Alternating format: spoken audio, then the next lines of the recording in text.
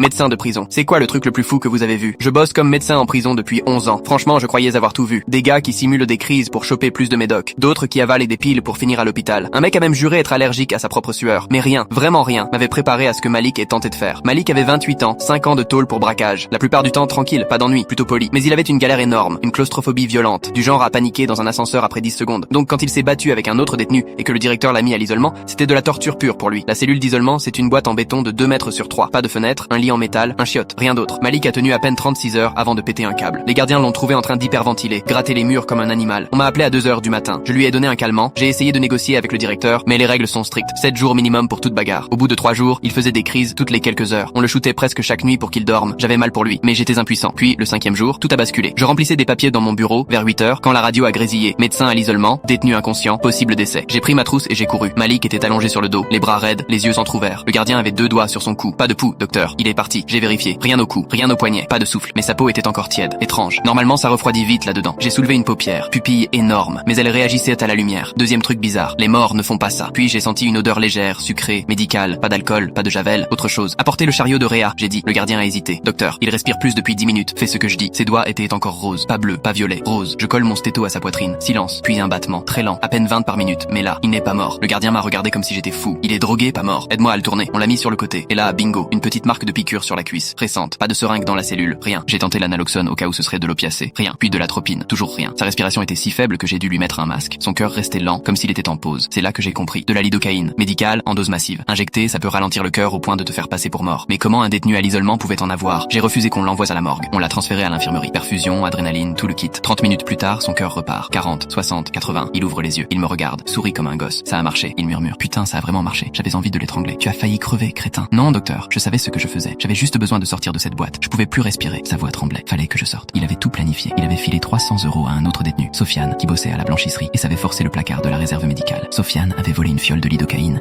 Malik s'est injecté juste assez pour que son cœur ralentisse presque à 0. Il avait lu ça dans un bouquin médical de la bibliothèque. Il pensait qu'on le déclarerait mort et qu'il finirait à l'hôpital, ou au moins à l'infirmerie, là où il y a des fenêtres. Le plus dingue, il avait tout minuté.